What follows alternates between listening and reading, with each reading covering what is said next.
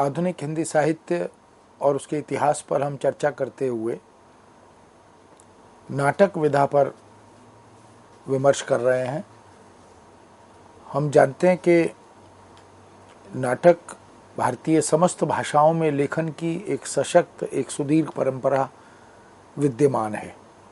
संस्कृत में भी बहुत महत्वपूर्ण नाटक, चर्चित, ख्याति प्राप्त बहुत से नाटककार जिन्होंने कालजयी नाट्य रचनाएं हमें दी हैं। और काव्यशास्त्र में अगर हम संस्कृत काव्यशास्त्र के आदि आचार्य भरत मुनि पर दृष्टि डालें तो उन्होंने तो समीक्षा के समस्त मानक और मानदंड वो नाट्यशास्त्र नामक ग्रंथ के माध्यम से ही विवेचित, विश्लेषित किए। और एक ज़माना, एक युग वह था जब नाटक में और कविता में कोई भेद नहीं था। इसलिए नाट्यशास्त्र में कविता और नाटक दोनों को एक मानते हुए उनके स्वरूप पर, उनके लक्षणों पर, उनके वैविध्य, उनके प्रकारों पर, कविता की आत्मा, कविता के स्वरूप, कविता के हेतु, काव्य के प्रयोजन, काव्य की आत्मा आदि मुद्दों पर चर्चा की गई। इसी तरह नाटक के लिए भी संवाद योजना, पात्र योजना, कथानक और भाषा, शिल्प, ये सब विवेचना के विषय रहे हैं। हमारे देश में संविधान स्वीकृत 22 भाषाएं जिनका उल्लेख मिलता है, उन सब के इतिहास पर अगर दृष्टि डालें तो नाटक एक सशक्त विधा के रूप में सर्वत्र विद्यमान है।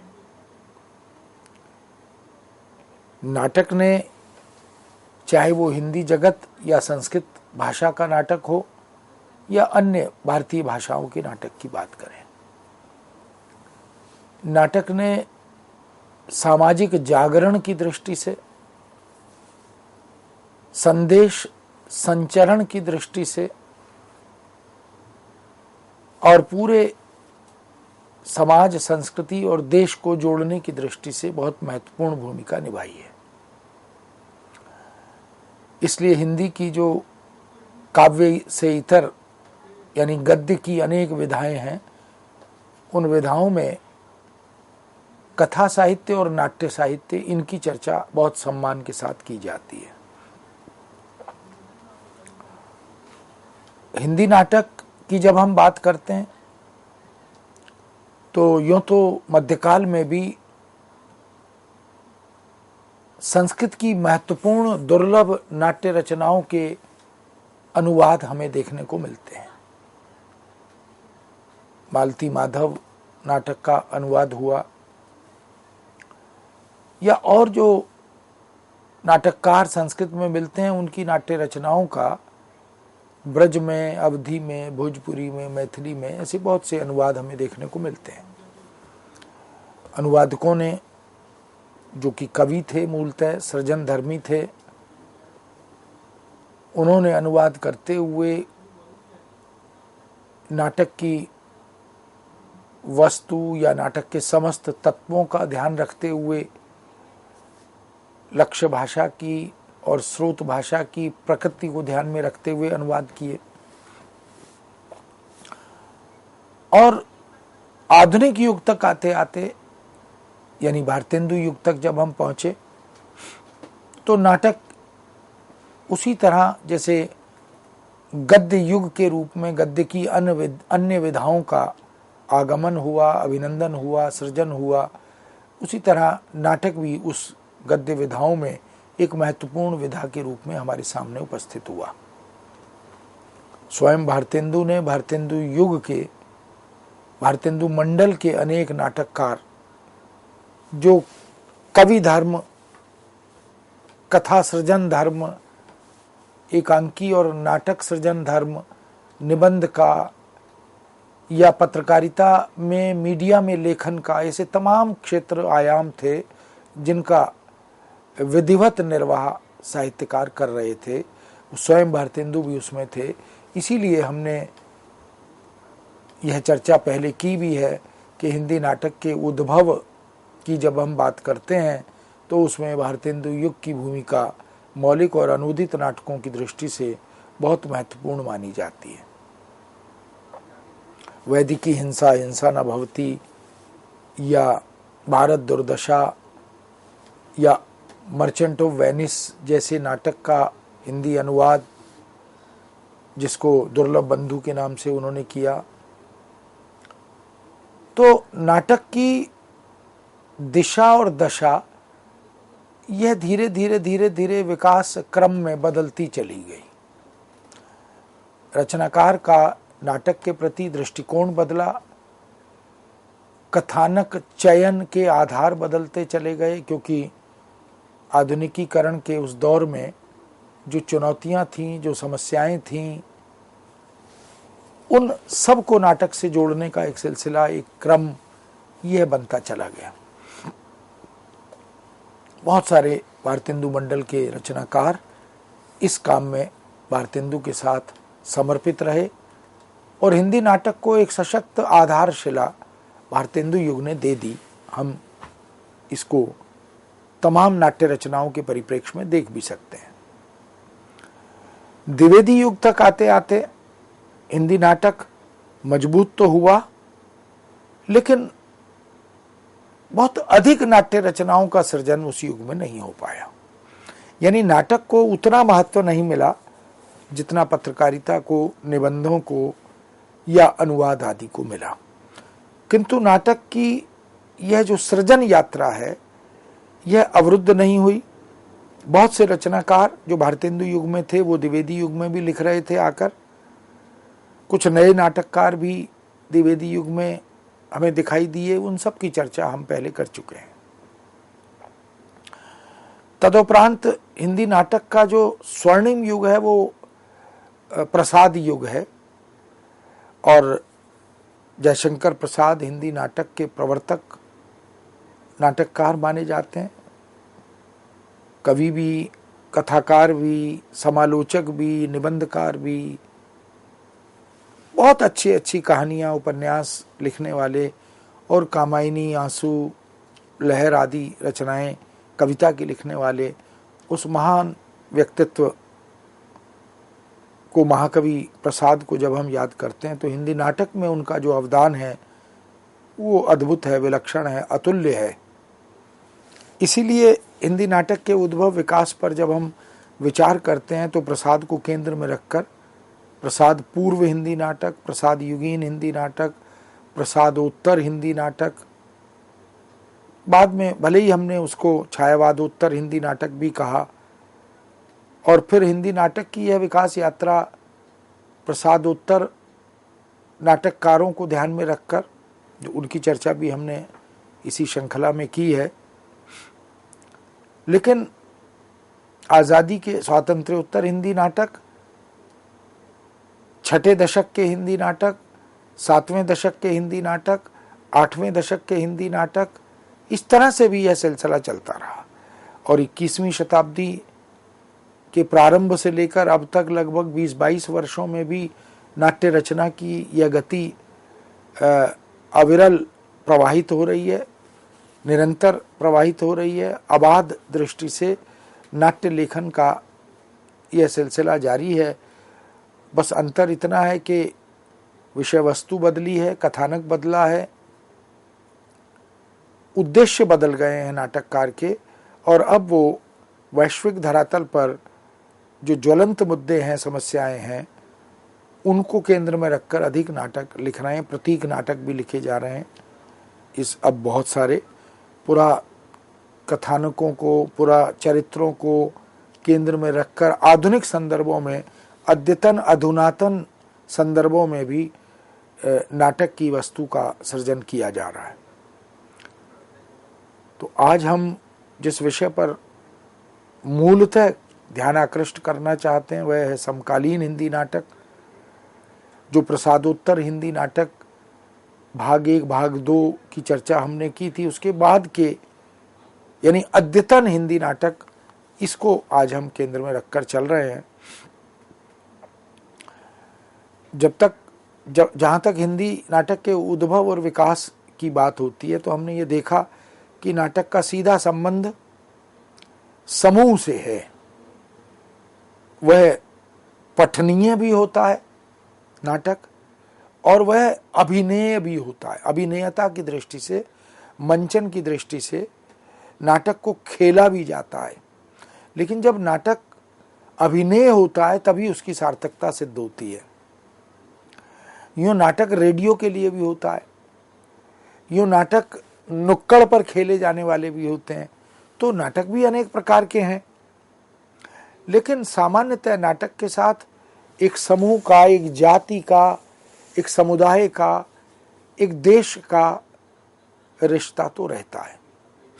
और नाटक जब अनूदित हो जाता है तो वो देश और काल से बाहर भी निकल जाता है। अनेक नाटक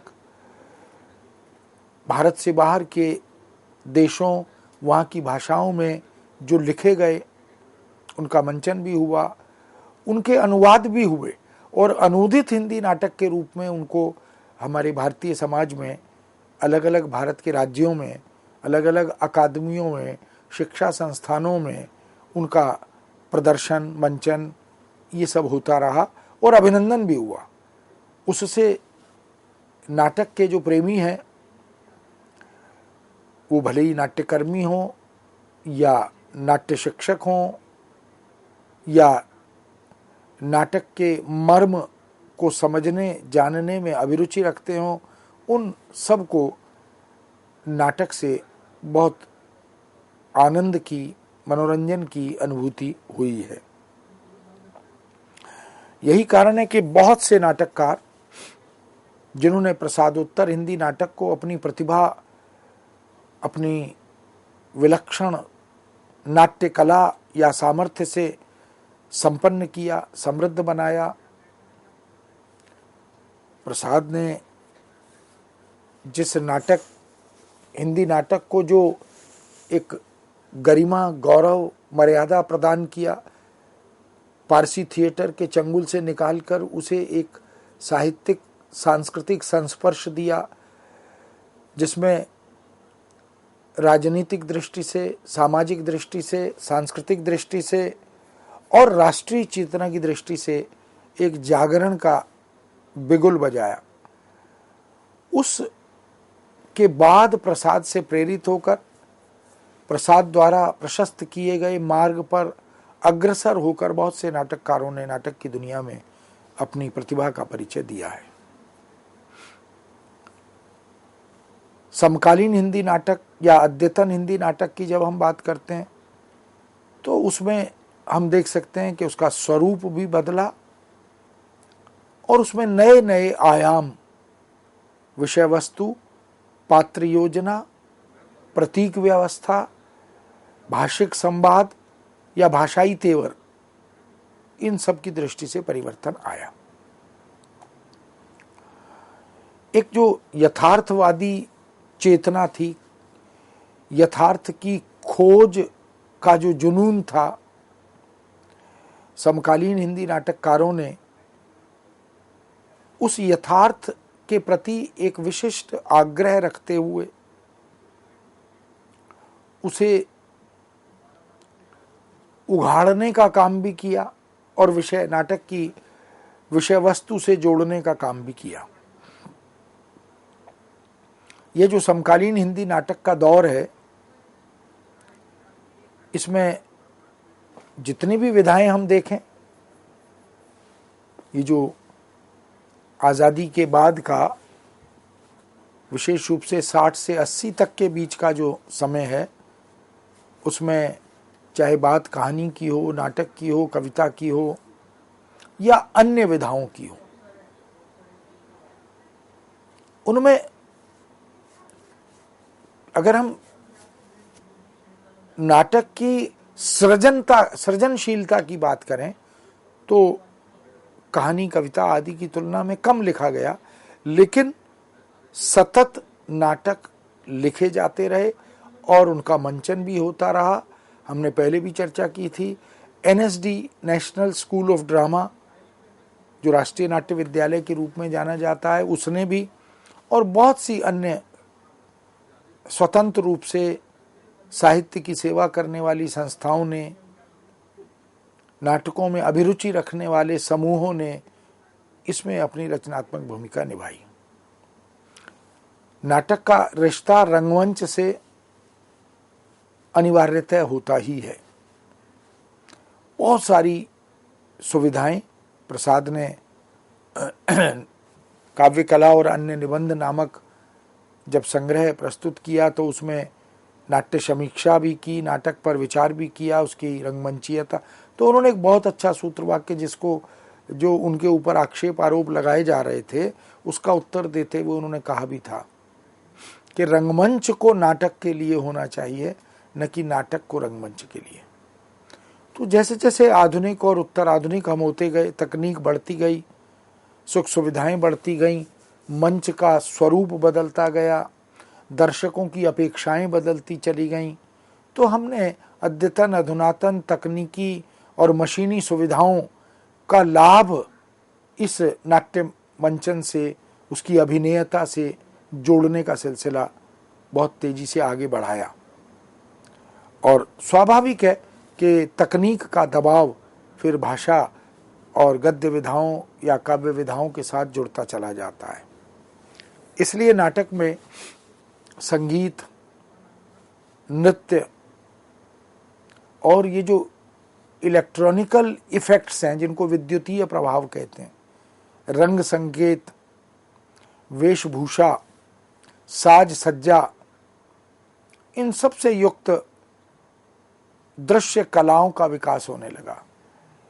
चाहे वो रामलीला हो, कृष्ण लीला हो, पुरा चरित्रों को केंद्र में रखकर मंचित किए गए, अभिनय किए गए नाटक हों, अनुदित नाटक हों, या हिंदी के बड़े बड़े सशक्त रचनाकार जो नाटककार हैं, मोहन राकेश हों, भीष्म साहनी हों, धर्मवीर भारती हों या प्रसाद हों, ये सब इनकी रचनाओं को आधुनिक तकनीक से जोड़कर, नए रंगमंच से जोड़कर उसमें संगीतात्मक प्रभाव पैदा किए गए, उसमें नृत्य आदि के माध्यम से, रंग संकेतों के माध्यम से, वेशभूषा भी बोलती है नाटक में, आभूषण भी बोलते हैं नाटक में, साज सज्जा पूरी इस बात को अभिव्यक्ति प्रदान करती है कि नाटक की वस्तु या नाटक के अभिनय करने वाले अभिनेता वो क्या कहना चाहते हैं, वो क्या व्यक्त करना चाहते हैं। इसलिए कलात्मकता का संस्पर्श नाटक में समय के साथ साथ होता चला गया। हम कविता कहानी को एकांत में बैठकर अपने कक्ष में, किसी रेलगाड़ी में, हवाई यात्रा में, बस में या कहीं लाइब्रेरी में बैठकर पढ़ सकते हैं, आनंदित हो सकते हैं। किंतु नाटक में आपको एकांत में बैठकर पढ़ने में वो आनंद, वो सुकून, वो सुख प्राप्त नहीं होता जो कविता कहानी में हो जाता है, उपन्यास आदि में हो जाता है। नाटक में तो एक पूरा तामझाम, पूरा लाम लश्कर चाहिए होता है, और नाटककार संकेत भी करता चलता है नाटक लिखते हुए कि यहाँ उसे यह अपेक्षित है, यह चाहिए। तो इस तरह के रंग संकेतों से वो पाठक और दर्शक को अपनी अपेक्षाओं से, अपनी आवश्यकताओं से जोड़ता चलता है। नाटक ही एक ऐसी विधा है जो पूरे बदलते समाज को प्रतिबिंबित करती है, चाहे वो दृष्टि बदलने का संदर्भ हो, चेतना या बोध के बदलाव के लक्षण हो, वेशभूषा, आभूषण आदि में समय सापेक्ष हो रहे परिवर्तनों का संदर्भ हो, भाव बोध सामाजिक के, ग्राहक के या संवेदनाओं में आने वाला परिवर्तन, ये पूरे मानव समुदाय में जो अद्यतन अधुनातन परिवर्तन दिखाई देते हैं, उन सब का मशीनीकरण या औद्योगिकरण, क्योंकि धीरे धीरे धीरे धीरे ये जो हमारी जीवनचर्या का अनिवार्य हिस्सा बनती हुई मशीनें हैं, कंप्यूटर है, मोबाइल है, इंटरनेट है, पेजर है, ये जो उपकरण धीरे धीरे हमारी सभ्यता और संस्कृति का हिस्सा बनते गए। उद्योगों से, व्यापार से, व्यवसाय से, बाजार से जो एक दबाव रचना और रचनाकार के मनोमस्तिष्क पर पड़ा, उस बाजार संस्कृति की मानसिकता, इन सब से धनार्जन के स्रोतों को बढ़ाने की जो लालसा पैदा हुई, जो विवशता पैदा हुई, उन सब को देखें। अति व्यस्तताओं के कारण मनुष्य के पास समय का अभाव हो गया। वह मल्टी डायमेंशनल या बहुआयामी व्यक्तित्व के रूप में अपने घर में, समाज में, परिकर में, कार्यालय में वो दिखाई देने लगा। तो ऐसे विद्युतीय माध्यमों का प्रचार प्रसार, जिसमें सिनेमा है, जिसमें विज्ञापन है, जिसमें खेल जगत है, जिसमें शिक्षा की दुनिया है, इन सब का जीवन शैली पर, मनुष्य की जीवन शैली पर दबाव साफ दिखाई देने लगा। यह दबाव आधुनिकता के प्रभावों से नाटक पर भी दिखाई दिया, और यही कारण है कि अनेक उपकरणों ने, अनेक माध्यमों ने मीडिया के नाटक की जो संप्रेषणीयता थी उसमें कुछ अवरोध भी पैदा किए। अब नाटक खेलना, लिखना, अभिनय करना, उसके लिए दर्शक जुटाना, ये एक बड़ी चुनौती समाज के सामने बन गई।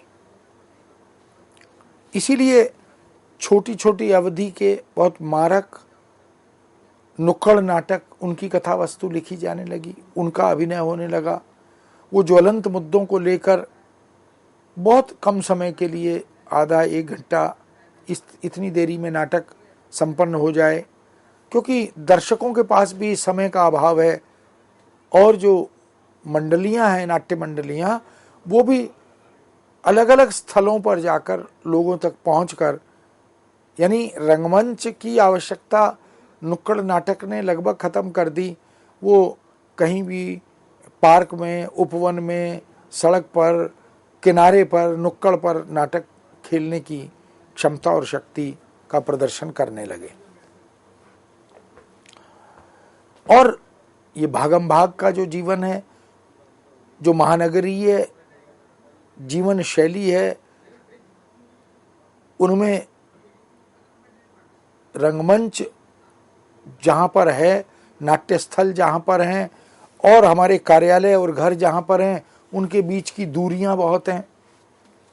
तो एक तरह से रंगमंच की अनुपलब्धता ये और महानगरीय दूरियां, ये कई कारण और जुड़ गए, और फिर रोजगार के लिए, नौकरी के लिए, व्यवसाय के लिए, शिक्षा के लिए और बहुआयामी व्यक्तित्व के विकास के लिए ये जो गतिविधियां हमारे सबके साथ जुड़ती चली गईं, उनसे हिंदी नाटक की या भारतीय भाषाओं के नाटक की गति तुलना में धीमी हो गई।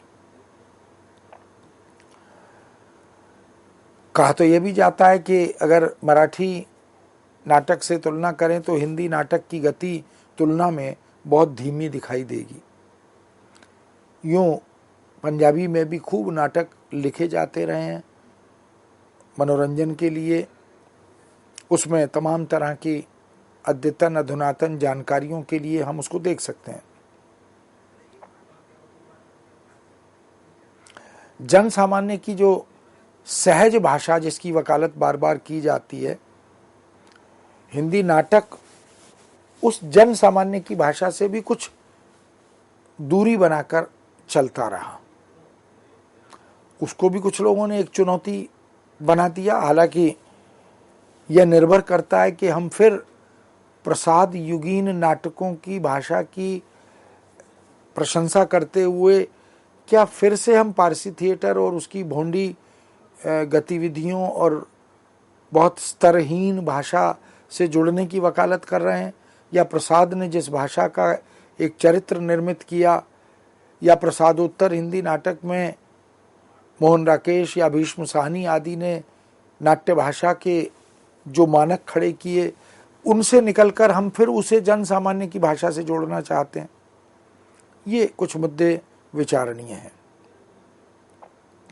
लगातार नाटकों का अभ्यास, मंचन, प्रदर्शन ऐसा करने वाली जो मंडलियां थीं वो भी तुलना में कम हो गईं। आज़ादी के समय और आज़ादी के बाद उद्देश्य में परिवर्तन आया। उच्च स्तरीय रंगमंच, रंगस्थल, इनकी कमी होती चली गई, और जो रंगमंच बने, जो रंगस्थल बने,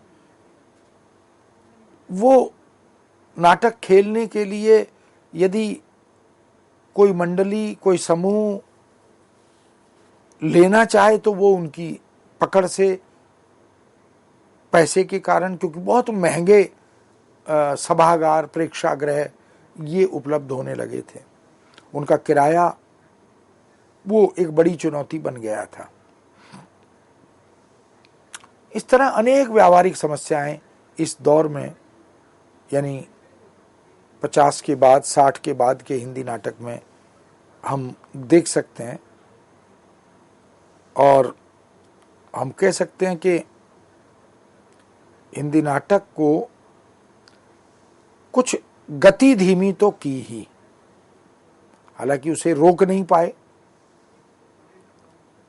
और उसकी ताजगी, उसकी लोकप्रियता वैसी नहीं रही जैसी प्रसाद युग में वस्तुतः विद्यमान थी, या प्रसादोत्तर युग में नाटक की गति पठनीयता और दर्शनीयता की दृष्टि से बनी रही। तो मित्रों, इस विषय को यहीं विराम देते हुए पुनः आपके समक्ष उपस्थित होंगे, इस विषय को आगे जारी करेंगे।